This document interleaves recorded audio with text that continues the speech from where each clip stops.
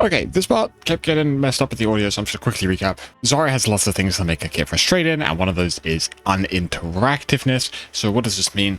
The idea is that the only thing you can really do into Zarya is either not shoot her bubble or to wait out the bubble. And this creates a very frustrating and unfun gameplay loop. I mean, there's lots of annoying characters that have similar things to this, but there are just more interactions even going on with those characters. For instance, D.Va with Matrix being super annoying. At least D.Va can only use rockets. She can't shoot you, and if you shoot Matrix, disregarding the perk that she has, you do not reward D.Va. The reward she gets is that she takes no damage, and that should be enough. You can still shoot Orisa Gold. She can die in Orisa Gold. She could mistime it terribly, and you do not get punished for shooting her during gold. Ryan's shield, for instance, can be broken, and Ryan doesn't really get a big reward out of his shield getting shot at. The big thing is you don't really get punished for shooting these. And the way Zarya's been designed, this is just sort of baked into a kit, is that Zarya gets rewarded if you shoot the bubble. So as a player, your only option is to not shoot her, which isn't very fun. But what that means is that she gets to deal damage and rotate and move around the map basically for free. Obviously, it's not completely, but the idea is that she now has a big shield and you are unable to shoot her without giving her more damage. So she's able to sort of make these rotations and pressure you for a very low cost. Now, this is sort of baked into her design. This is sort of just how Zarya works. But this is sort of one of the most frustrating parts about why she feels really uninteractive to play against.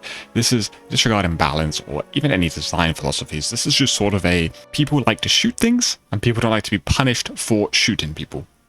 It's why Empowered Punch is so unfun, and it's why Zarya is so unfun to play against. There's not much interesting counterplay or matchup knowledge needed when playing into Zarya. It's a lot more of just that, don't shoot bubble or wait out bubble and just counting bubbles, or just hitting Zarya with so much damage that you kill her through bubble. This can lead to very stale fights and really boring trades. And if you ever watch Zarya professionally, sometimes what you're seeing is that the Zarya isn't even poking or trading at all. They're waiting on a corner for a moment where they then just run in double bubble and kill everyone, which I'll get to in a moment. Another annoying thing is that teammates can mess up your fight by feeding charge. That's just something I want to add in there, because of the way these bubbles work.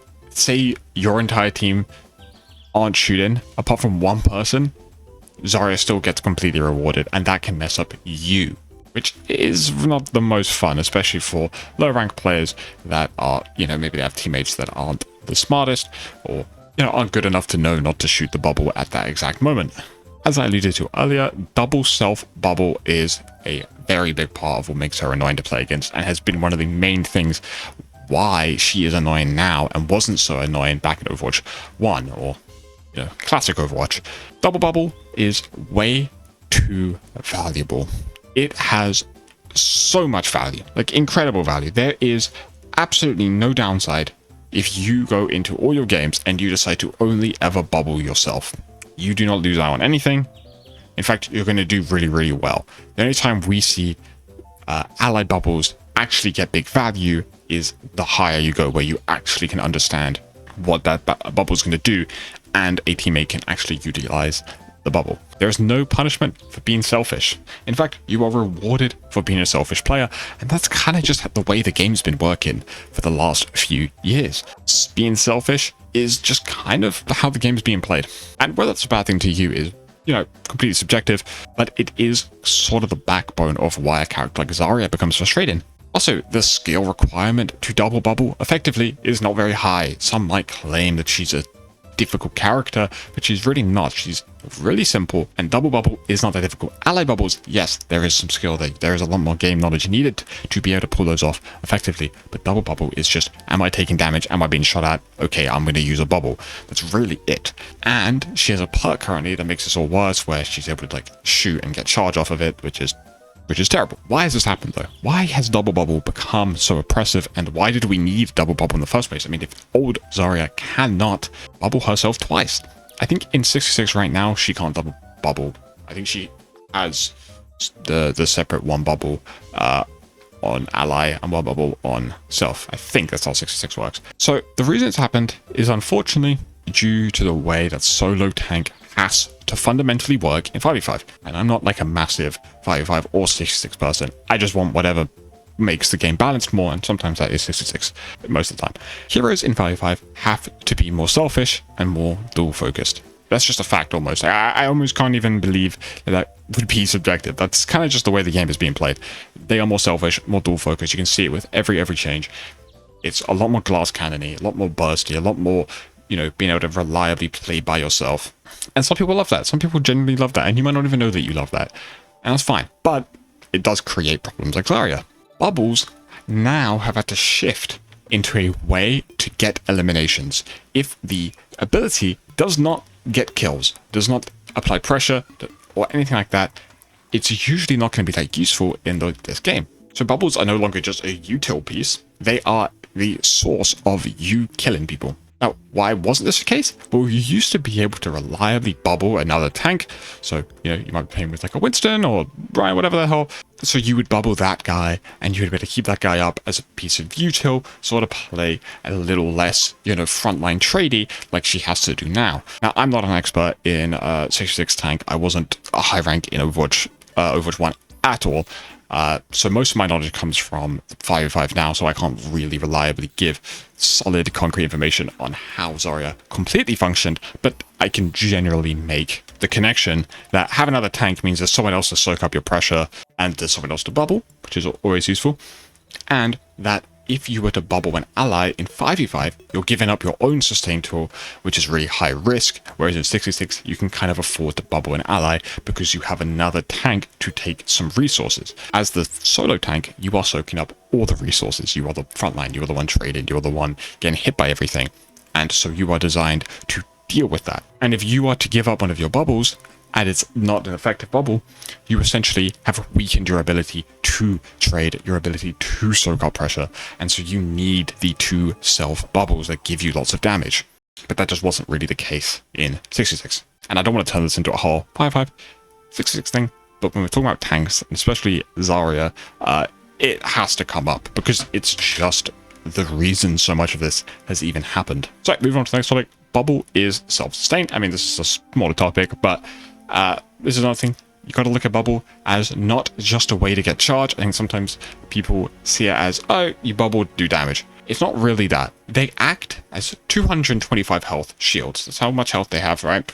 And they are shields. I mean, if you visualize it like that, imagine your health bar went up to 225. That is essentially what it is. You heal yourself to 225. I mean, obviously it's not healing, but you get 225 extra health. That's just a fact. That is what you get, and you can't even be headshot driven, right? That's a crazy amount of sustain.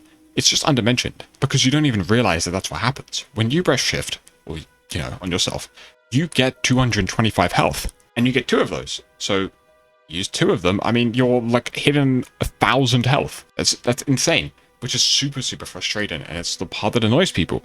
It's not that she's just doing damage or she's just selfish. It's that she can kind of just walk and escape these situations because she's getting so much bonus health. Because she needs it. She needs the sustain. She's not mobile, so she's missing that version of sustain.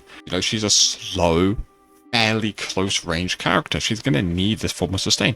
And she needs the damage. And she needs to be selfish. So what you end up getting is the way to make the character function just is really frustrating for most players. I also want to mention that high damage on solo tanks can be really scary. Now, pretty much all of the tanks now do loads of damage.